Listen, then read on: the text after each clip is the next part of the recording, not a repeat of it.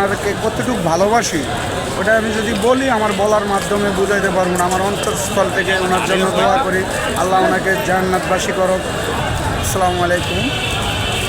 আমরা ছোটোবেলা থেকেই ডাক শুনেছি যে জিয়া খালেদা, এই খালেদা জিয়াকে দেখার পরে আমি অতি ফার্স্ট খালেদা জিয়াকে দেখি কুমিল্লা নাঙ্গলকোট 2001 সালে এম.এ. গফুর ভুঁইয়া ওনাকে নিয়ে আসছিল ওই জায়গায়। আমি খালেদা জিয়াকে ওনাকে দেখছি, দেখার পরে আমি ছোটোবেলা থেকেই বিএনপি করি এবং কিবা মানে আজকে যে আপনাদের মিডিয়ার সামনে যে কোনো কথা বলবো, আমাদের কথা ওরকমভাবে আসতে আসে না, ভাষায় আসতে আসে না, ওই মানে মন থেকে মানে পারি না যে কান্না করি চিল্লে এরকম আর কি। আমাদের মা দেশনেত্রী বেগম খালেদা জিয়াকে আমরা মার মতোই জানতাম। তিনি দীর্ঘদিন যাবৎ কারাবরণ করেছেন, দীর্ঘদিন যাবৎ কষ্ট করেছেন এই দেশের জন্য, আপোষ হয় না।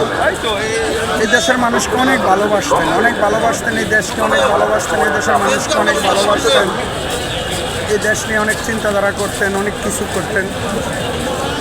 আমরা অনেক ভালো একজন মানুষ হারিয়ে ফেলেছি। আমার ভাষা দিয়ে বোঝাতে পারবো না ওনার আবেগ বঞ্চনা বা ওনারকে কতটুকু ভালোবাসি ওটা আমি যদি বলি আমার বলার মাধ্যমে বুঝাইতে পারবো না। আমার অন্তঃস্থল থেকে ওনার জন্য দোয়া করি, আল্লাহ ওনাকে জান্নাতবাসী করুক। আমরা সবাই জায়নামাজে শরীক হওয়ার জন্য আসছি, সবাই জায়নামাজে থাকবো ওনার জন্য। আশা করি যে উনি ব্যস্ত নসিব করুক আল্লাহ। আমরা ছোটোবেলার থেকেই খালেদা জিয়া নাম শুনে এসেছি।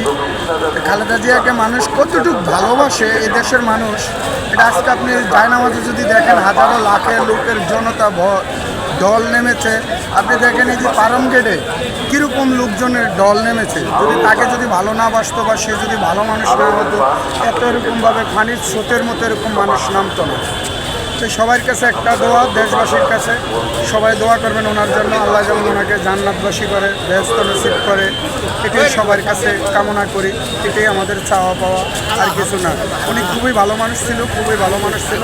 ওনার জন্য সবাই দোয়া করবেন, এটাই সবার কাছে প্রত্যাশা করি। আসসালামু আলাইকুম।